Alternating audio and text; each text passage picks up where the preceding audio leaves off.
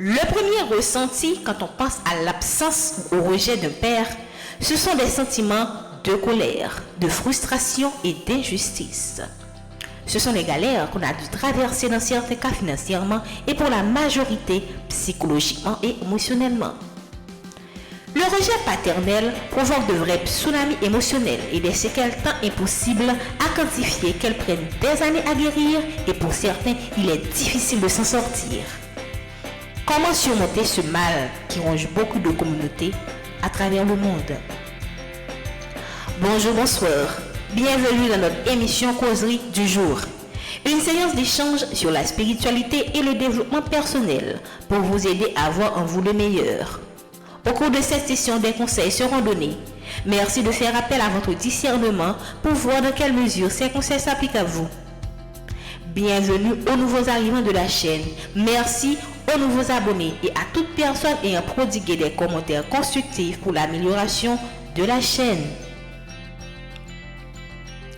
Si vous avez subi ces traumatismes, parler de pardonner peut vous donner le goût de cynisme ou de sadisme au regard de vos souffrances. Pourtant, on veut bien insister puisqu'il faut bien faire ce premier pas au risque de voir le cycle se répéter pour les générations à venir, impliquant des conséquences désastreuses tant individuelles que collectives.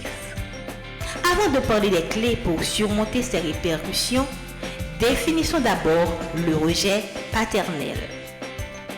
Ronald Rohner, un psychologue international et professeur émérite de développement humain, de sciences familiales et d'anthropologie à l'université du Connecticut, définit le rejet comme l'absence d'affection et de chaleur du père envers ses enfants.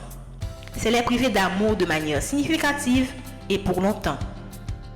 Ce qui signifie que le rejet n'est pas seulement l'absence physique, mais aussi le manque affectif qui peut se manifester par l'agressivité, l'indifférence du père et une certaine négligence de celui-ci. Cela signifie qu'un père peut être là sans être là.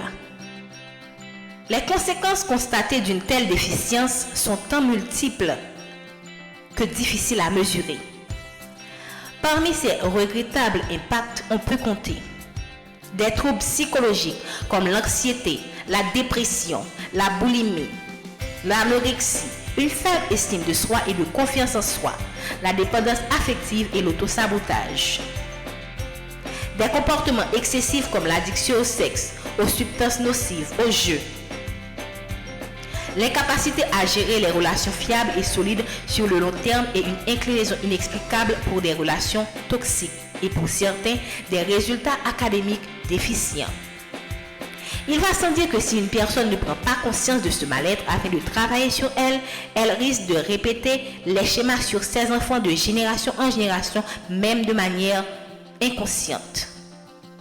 Dans ce dernier cas, il peut avoir été rejeté par son père et n'ayant pas de référence pour apprendre à remplir son rôle sans s'en rendre compte, le joue très mal avec les mêmes retombées qui continuent de génération en génération jusqu'à ce que quelqu'un décide de briser le cercle infernal.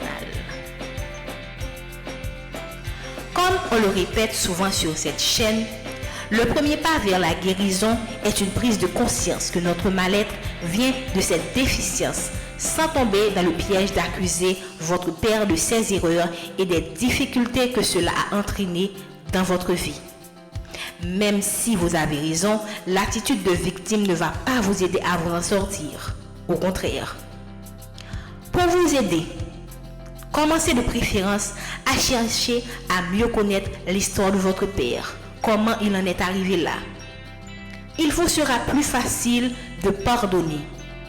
Il est fort probable que son histoire soit aussi tragique que la vôtre, pour ne pas dire pire, sachant qu'en son temps, il ne pouvait qu'encaisser sans savoir ce qui se passait à cause du manque d'informations. Il peut vous sembler cruel de dire cela, mais vous êtes chanceux au moins de comprendre votre problème et d'y remédier, même si le parcours vers la guérison peut être très long et douloureux. Voir votre souffrance comme une opportunité peut vous amener à non seulement mieux protéger vos descendants, mais aussi à servir une plus grande cause pour éradiquer la souffrance dans le monde. Ce sera pour vous comme une opportunité de vous guérir. Nous terminons cette rubrique en envoyant une pensée spéciale à tous les papas du monde en ce jour de la fête des pères. Force à vous. Bonne soirée et bonne semaine.